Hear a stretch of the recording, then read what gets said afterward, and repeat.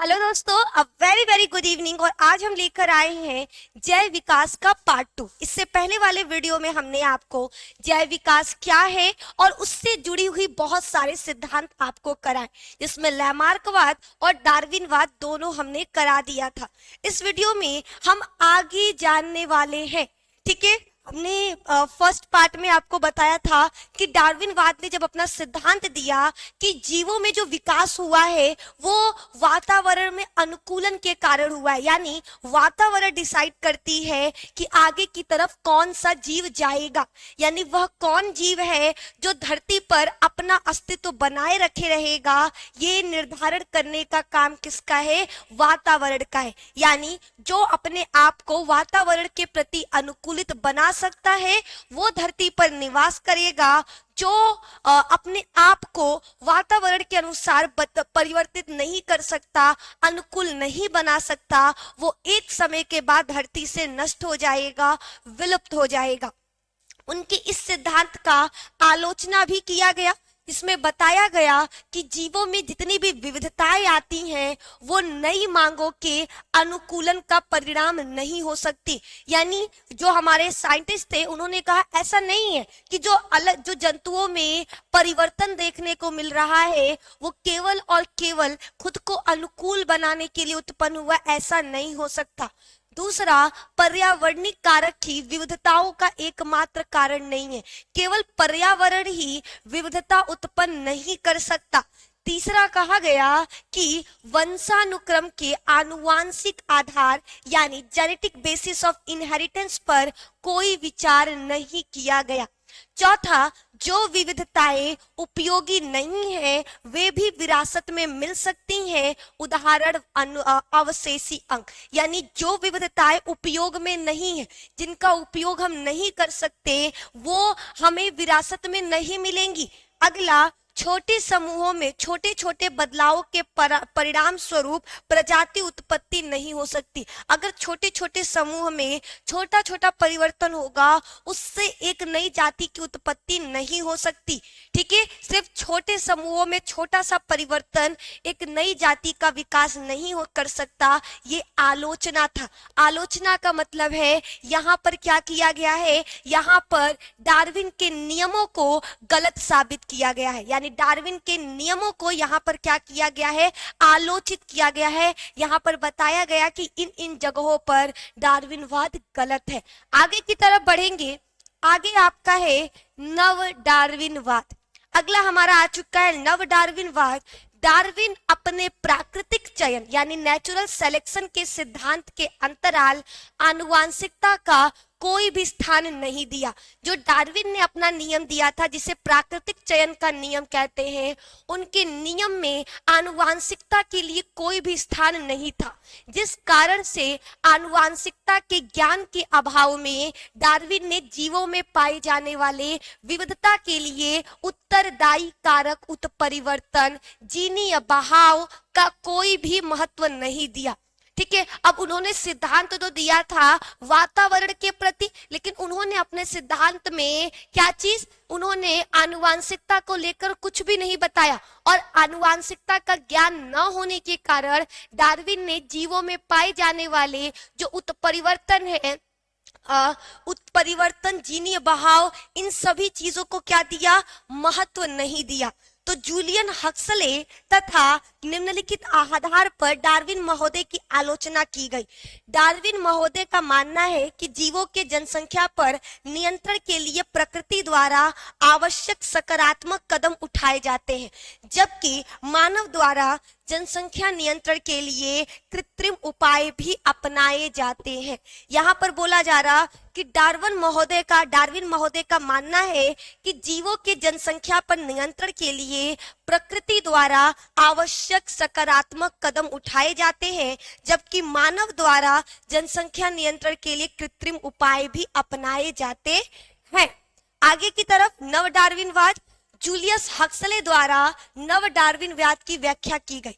Julian Huxley का मानना है कि सिर्फ उत्परिवर्तन द्वारा ही उत्विकास की प्रक्रिया आगे बढ़ती है तथा उत्परिवर्तन के पश्चात ही प्राकृतिक चयन का सिद्धांत लागू हो पाता है। जीव के जनन कोशिकाओं में विद्यमान गुणसूत्र की संरचना में होने वाले परिवर्तन से उत्पन्न आनुवांशिक विविधता यदि पर्यावरण के अनुकूल हो तो प्रकृति द्वारा उसे स्वीकार कर लिया जाता है, जिससे नई जाति की उत्पत्ति हो जाती है। इस प्रकार से उत्परिवर्तन के पश्चात प्राकृतिक चयन की भूमिका को जूलियन हक्सले ने नव डार्विनवाद की संज्ञा दी है। ये आपको याद रखना है। यानी नव डार्विनवाद में कहा गया कि जैसे डार्विनवाद ने कहा, डार्विन के सिद्धांत में कहा गया कि धरती पर जो जीवों का विकास हुआ है वो प्राकृतिक वर्ण के सिद्धांत पर आधारित है, लेकिन ऐसा नहीं है। ठीक है, जो जीवों का विकास है वो उत्परिवर्तन के फलस्वरूप हुआ है। हाँ, उत्परिवर्तन के बाद हम जैव विकास को मान सकते हैं। ये बात किसने कहा था? ये नव डार्विनवाद में आपको पढ़ने को मिलेगा।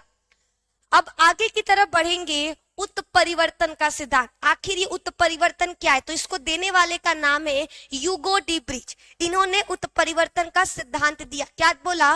उत्परिवर्तन के सिद्धांत के अनुसार जैव विकास अचानक से घटने वाली घटना है, अर्थात जीवों के स्वरूप में परिवर्तन उनके डीएनए में एब्रप्ट चेंज यानी अचानक होने वाले बदलाव के कारण होता है, जिसे सडनली एंड जर्की प्रोसेस कहा जाता है।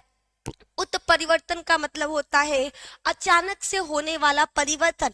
ह्यूगो डी ब्रिज का मानना है कि जितने भी धरती पर जीव हैं उनमें जो विकास हुआ है वो अचानक से उनके डीएनए में होने वाले परिवर्तन के कारण हुआ है। ठीक है, यानी जीवों के डीएनए में बदलाव के कारण ही एक नई जाति का विकास होता है। ठीक है, अब इसके बाद हमको पढ़ना है दो अंगों के बारे में जो बोर्ड के एग्जाम में कई बार आता है।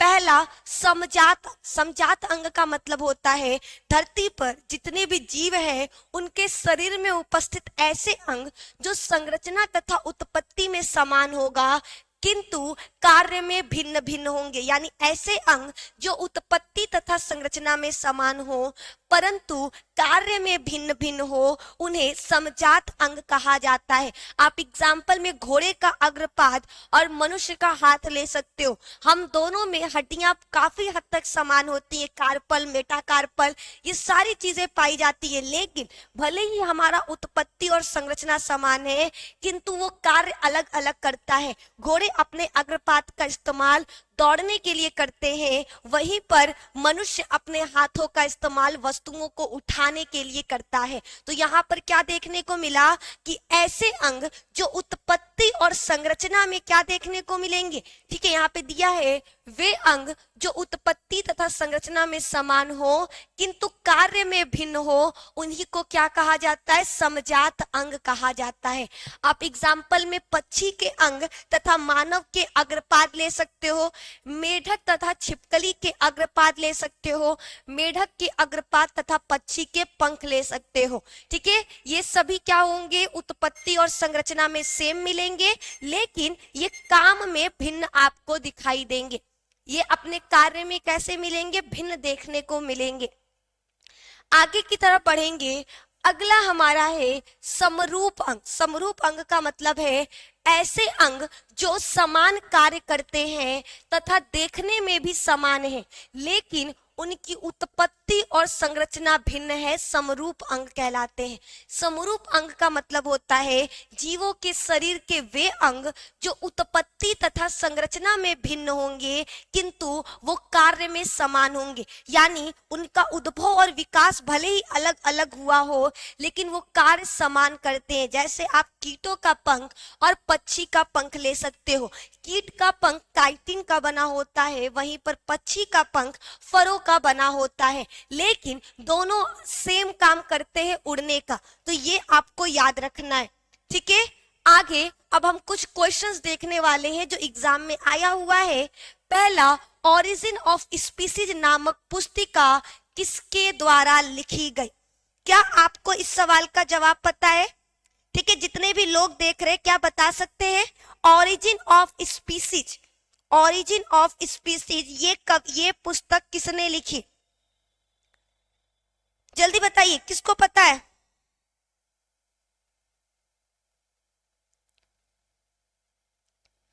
ठीक है, किसी को पता है?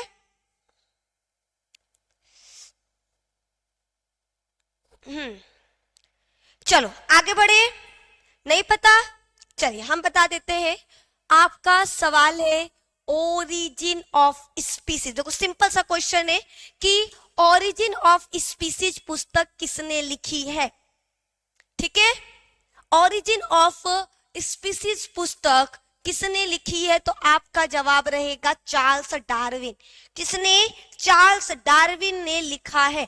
क्लियर? किसने लिखा है? Charles Darwin. जीवन की उत्पत्ति के बारे में ओपेरिन का क्या सिद्धांत था? ओपेरिन, ठीक है, ओपेरिन तथा हॉल्डेन ये दो साइंटिस्ट थे जिन्होंने कहा कि धरती पर जीवों का विकास रसायनों से हुआ है। इनका मानना है कि धरती पर जो जीव बने हैं वो रसायन से बने, यानी सबसे पहले ब्रह्मांड में उपस्थित जो सरल अणु थे वो क्या हुए? वो आपके जटिल अणुओं का निर्माण किए और जटिल अणुओं से समुद्र में जीवों का निर्माण हुआ। इस तरह से इनका मानना है कि धरती पर जो जीव का विकास हुआ है वो रसायन से हुआ है। तो जीवन की उत्पत्ति के बारे में ओपेरिन का कौन सा सिद्धांत था? रासायनिक विकास। इनका मानना था कि धरती पर जो जीवों का विकास हुआ है वो रसायन से हुआ है। अगला सवाल, प्राकृतिक चयन द्वारा जैविक विकास का सिद्धांत किसने प्रतिपादित किया? यानी वो कौन वैज्ञानिक है जिसने कहा कि धरती पर जीवन का विकास, धरती पर जीव का विकास किसके द्वारा? भैया प्राकृतिक चयन के द्वारा होता है, यानी प्रकृति चुनता है, प्रकृति निर्धारित करता है कि कौन सा जीव आगे चलेगा, किस जीव का विकास होगा। और ये बात कहने वाले वैज्ञानिक का नाम था चार्ल्स डार्विन। क्या नाम था? Charles Darwin. चार्ल्स डार्विन का मानना था धरती पर जीवों का विकास किसके द्वारा? प्राकृतिक चयन के द्वारा हुआ। किसके द्वारा हुआ? प्राकृतिक चयन के द्वारा। इसीलिए इन्होंने अपनी एक सिद्धांत दिया जिसका नाम था प्राकृतिक वर्ण सिद्धांत।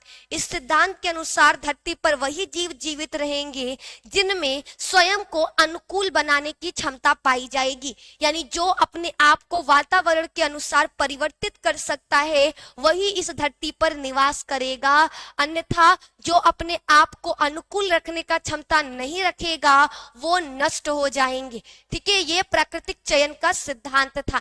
अगला नेक्स्ट आपका लैमार्कवाद का मूल सिद्धांत क्या था? तो लैमार्कवाद ने कहा कि धरती पर जो जीवों का विकास हुआ है वो उपार्जित लक्षणों की वंशागति के कारण हुआ। इन्होंने अंगों का उपयोग एवं अनुप्रयोग का भी सिद्धांत दिया, यानी इस सिद्धांत के अनुसार इन्होंने बताया कि एक जीव में जो नए लक्षणों का विकास होता है वो उनके अंगों एवं अनुप्रयोग पर भी निर्भर करता है। जो जीव जिस अंग का उपयोग अधिक करता है वो एक शरीर से दूसरे शरीर में जाता है, वहीं पर जिस अंग का उपयोग वो कम करता है वो धीरे धीरे उसकी जाति से, उसकी पीढ़ी से विलुप्त हो जाता है, जिससे एक नई पीढ़ी की उत्पत्ति होती है। ये बात किसने बताया था? ये लैमार्कवाद ने अपने सिद्धांत में बताया था। उनके सिद्धांत को अंगों का उपयोग एवं अनुप्रयोग सिद्धांत या फिर उपार्जित लक्षणों की वंशागति कहा गया। अगला, योग्यतम की उत्तरजीविता का प्रतिपादन किसने किया? यानी धरती पर वही जीव जीवित रहेगा जिसमें खुद को क्या करने का, अनुकूल बनाने का क्षमता होगा, यानी जो योग्य होगा वही जीवित रहेगा। ये बात कहा था किसने? डार्विन ने। योग्यतम की उत्तरजीविता डार्विन द्वारा प्रतिपादित है। अगला, उत्परिवर्तन के सिद्धांत के जन्मदाता। उत्परिवर्तन का मतलब होता है किसी जीव में अचानक से होने वाला बदलाव। ठीक है, धरती पर उपस्थित किसी जीव में अचानक से होने वाला बदलाव क्या कहलाता है?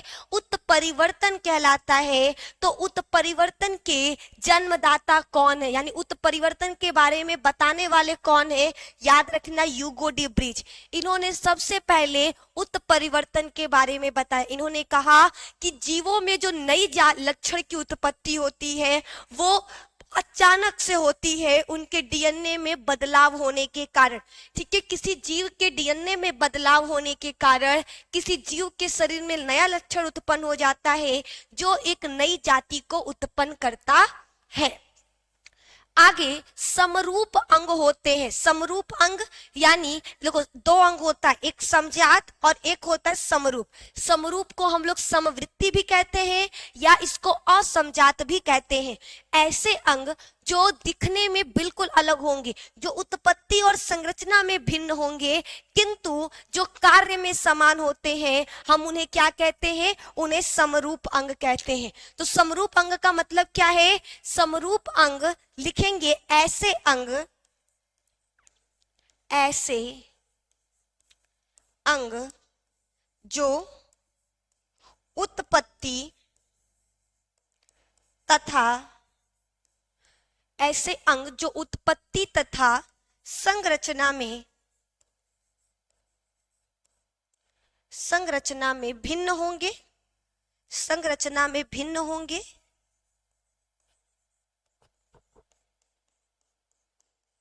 परंतु कार्य में समान होंगे,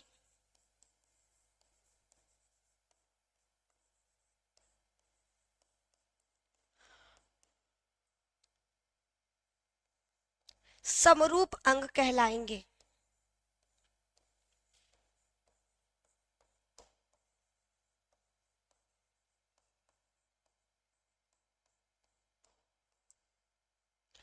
ठीक है, समरूप अंग को हम लोग समवृत्ति अंग और दूसरा असमजात अंग के नाम से जानते हैं। क्लियर? समरूप अंग ऐसे अंग जो क्या होंगे? जो उत्पत्ति संरचना में भिन्न होंगे परंतु कार्य में समान होंगे, समरूप अंग कहलाते हैं। क्लियर है? क्लियर है। अगला समजात अंग होते। समजात अंग ऐसे अंग जो उत्पत्ति तथा संरचना में क्या मिलेंगे? आपको समान मिलेंगे किंतु कार्य में भिन्न मिलेंगे। लिखेंगे ऐसे अंग जो उत्पत्ति तथा संरचना में, ऐसे अंग जो उत्पत्ति तथा संरचना में भिन्न होते हैं, सॉरी भिन्न कह रहे, समान होते हैं, में समान होते हैं, समान होते हैं परंतु कार्य में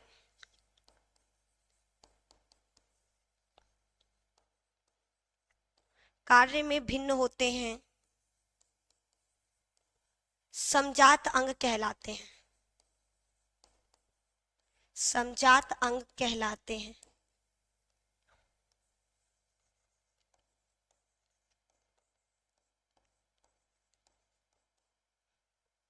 ठीक है, समजात अंग ऐसे अंग जो उत्पत्ति तथा संरचना में आपको क्या मिलेंगे? समान मिलेंगे किंतु कार्य में भिन्न मिलेंगे, ऐसे अंगों को हम लोग समजात अंग कहते हैं। ये आपको याद रखना है। ठीक है, आगे की तरफ बढ़ेंगे। पक्षियों और कीटों के पंख कैसे? देखो पक्षी के पंख किससे बने होते हैं? फरों से, और कीटों के पंख काइटिन से। देखो दोनों बने अलग अलग चीजों से हैं लेकिन दोनों का काम क्या है? उड़ना। और हमने क्या कहा था कि जब उत्पत्ति और संरचना भिन्न होगा लेकिन कार्य समान होगा तो ऐसे अंग समवृत्ति अंग कहलाएंगे। इनको हम लोग समरूप भी कह सकते हैं, इनको हम लोग असमजात भी कह सकते हैं। क्लियर? ये आपको याद रखना है। आगे बढ़ेंगे। डार्विन ने किस जहाज पर प्रकृतिविद का कार्य किया? डार्विन जो है एक जहाज पर अपने सिद्धांत के लिए गए थे, जहां पर वो अलग अलग द्वीपों पर गए और द्वीप पर जाकर क्या किया था? परीक्षण, अपना सिद्धांत दिया था। तो किस जहाज पर बैठकर गए थे? उनके जहाज का नाम था बीगल। याद रखिएगा, उनके जहाज का क्या नाम था? उनके जहाज का नाम था बीगल। और इस तरह से आपका ये कंप्लीट होता है। ठीक है, आपका ये कंप्लीट होता है। आई होप आप लोगों को क्लियर हो। क्लियर है यहां तक? चल, लगभग हर एक बच्चे को यहां तक क्लियर है। आगे की तरफ बढ़ते हैं। ओके देन, ठीक है। तो यहीं पर आपका ये क्लास कंप्लीट होता है। अब आपको मिलेंगे नेक्स्ट क्लास में, जहां पर नेक्स्ट टॉपिक पर हम डिस्कस करेंगे। ठीक है, आज के इस वीडियो में सिर्फ इतना ही। अपना ख्याल रखिए, मस्त रहिए, जस्ट वेल क्लासेस से जुड़े रहिए। ठीक है, धन्यवाद। सभी लोग 10th की तैयारी के लिए जस्ट वेल क्लासेस, यानी जो हमारा ये चैनल है टॉप करो, इस पर जुड़े रहिए। और जस्ट वेल क्लासेस ऐप हमारा है, जिसको आप प्ले स्टोर से डाउनलोड कर सकते हो। तो तुरंत प्ले स्टोर से जस्ट वेल क्लासेस का ऐप डाउनलोड करो और वहां से अपनी पूरी क्लासेस अटेंड करिए। ठीक है, ओके देन, धन्यवाद।